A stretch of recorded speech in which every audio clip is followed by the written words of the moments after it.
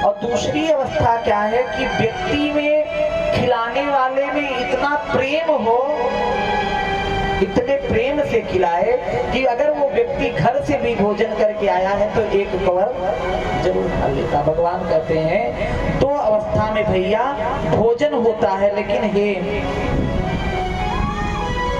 हे दुर्योधन, ना तो मुझको भूख लगी है और ना तेरे अंदर इतना भाव है कि मैं तुम्हारे यहाँ भोजन करूं।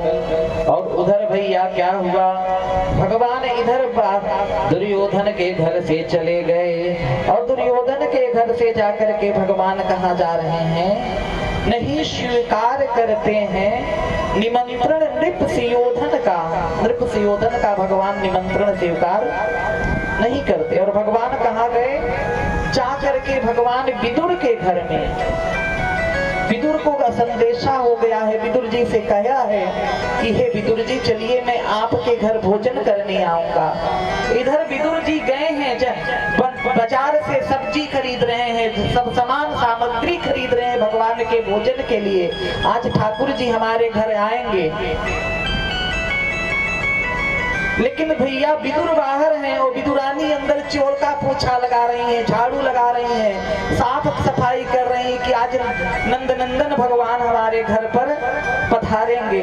लेकिन तभी एकाएक भैया विदुरानी जो है स्नान कर रही हैं और स्नान करते समय दरवाजा खटखटाया, अरे मैया दरवाजा खोलो, मैया दरवाजा खोलो। और जैसे ही आवाज को सुना है भैया विदुरानी ने आधे वस्त्र पहने हैं और आधे वस्त्र नहीं पहने, अपनी सुधि खो गई है। और जैसे सुधि खो गई है जाकर के विदुरानी ने दरवाजा खोला और भगवान को देख करके भाव विह्वल होकर के रोने लगी है। और इतना रो रही हैं कि ठाकुर जी ने अपने ऊपर की जो काली कंवरिया थी वो विदुरानी को उड़ा दिया। विदुरानी को समझ में नहीं आता क्या करे, कहाँ बैठाएं ठाकुर जी को, कहाँ ले जाएं। ठाकुर जी को जाकर के भैया पीढ़ा सीधा करके बैठाना चाहिए, उल्टे पीढ़े पे बैठा देती है। इतने भाव से भगवान को निरख रही हैं, इतने भाव से भगवान को निरख रही हैं कि केला छील छील करके केले को फेंक देती हैं और छिलका भगवान को देती जाती हैं और भगवान उसको भी वाह वाह बहुत स्वाद है, क्या स्वाद है। इतने भाव से भगवान स्वीकार करते नहीं, स्वीकार करते हैं निमंत्रण नृप सुयोधन का। विदुर के घर जाकर के वो भोग छिलके का पाते हैं। यही सदग्रंथ कहते हैं, यही सब संत गाते हैं, न जाने कौन से गुण पर दयानिधि रीझ जाते। न जाने आपका कौन ऐसा गुण दया निधान को, करुणा निधान को रिझा जाएगा। नहीं भैया, गीध जैसा प्राणी कोई नहीं होता। गीध सड़े हुए मांस को खाता है, गीध जो होता है वो सड़े मांस का भक्षण करता है। लेकिन आज भगवान उस गीध का भी उद्धार कर रहे हैं। भगवान सरलता पर रीझ जाते हैं। छठ दम शील बिरत बहु कर्मा और निरत निरंतर सज्जन धर्मा। कहते हैं छठवीं भक्ति जो है वो दमशीलता है और कहते हैं बहुत प्रकार के कर्मों से विरक्ति होनी चाहिए और निरत निरंतर सज्जनों का संग करना चाहिए।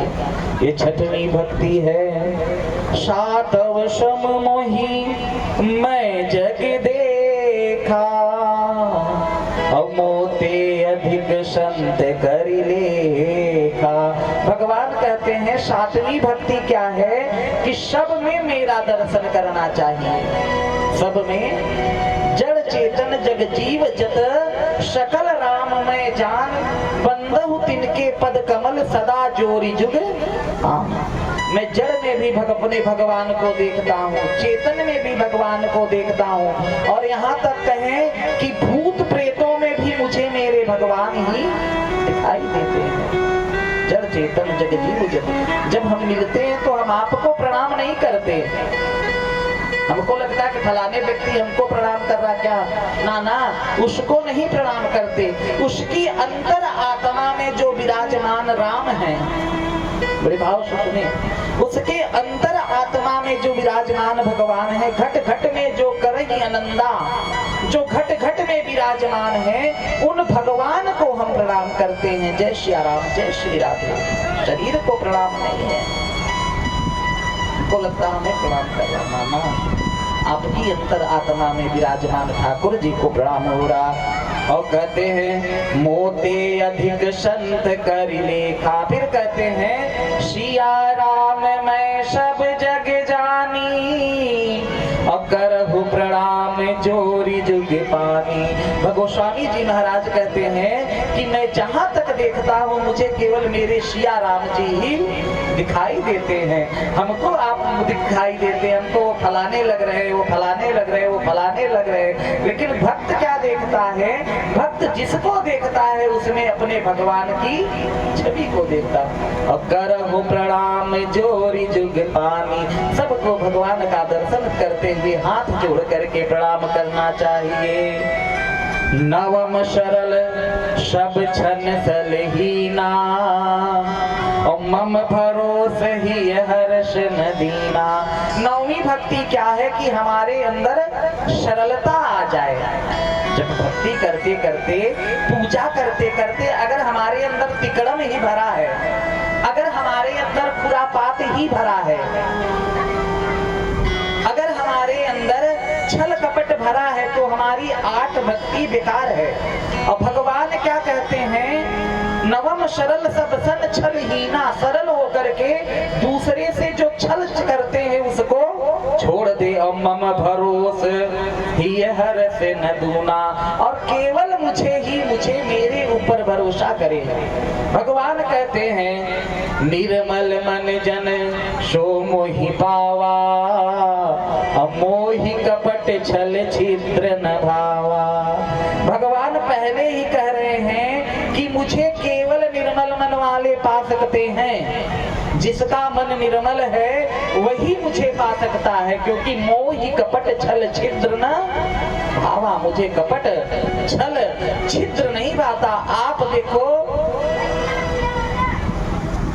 सुपनखा गई है, लेकिन सुपनखा भगवान के पास कैसे जा रही है? छल करके जा रही है, सुंदर स्त्री बन करके जा रही है। भगवान ने सुपनखा को स्वीकार नहीं किया, उल्टा उसका नाक का कट गया।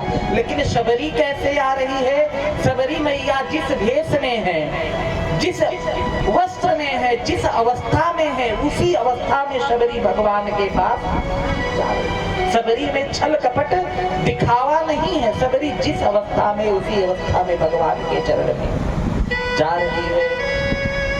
तो देखो भैया, दोनों में अंतर। वहां सुपनखा का नाक कान कटा, और यहाँ निर्मल मन जाने वाली शबरी को भगवान शबरी कहती है अधम ते अधम, अधम मैं नारी, उस पे मैं मतिमंद गवारी। है नाथ, एक तो मैं अधम जाति में उत्पन्न, और अधम से भी अधम,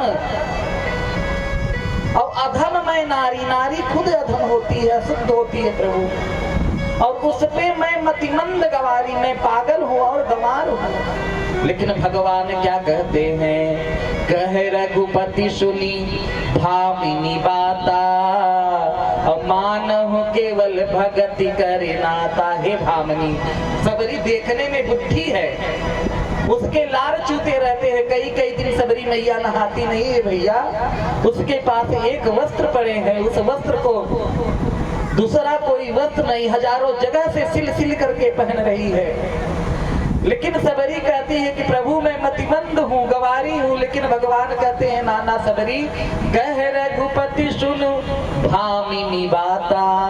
भामिनी किसको कहा जाता है? भामिनी जो सुंदर स्त्रियां होती हैं उनको भामिनी कहा जाता है। तो भगवान ने सबरी को क्यों भामिनी कहा? क्या भामिनी सबरी सुंदर है देखने में? बोले नाना, भगवान सबरी के शरीर को नहीं देख रहे हैं, भगवान शबरी के बाहरी आवरण को नहीं देख रहे हैं, भगवान शबरी के हृदय को, शबरी के मन को देख रहे हैं, शबरी के मन को दिहार रहे हैं। वो बाहर से भली बुद्धि हो गई लेकिन हृदय उसका नवयौवना है, भक्ति में लीन हृदय है।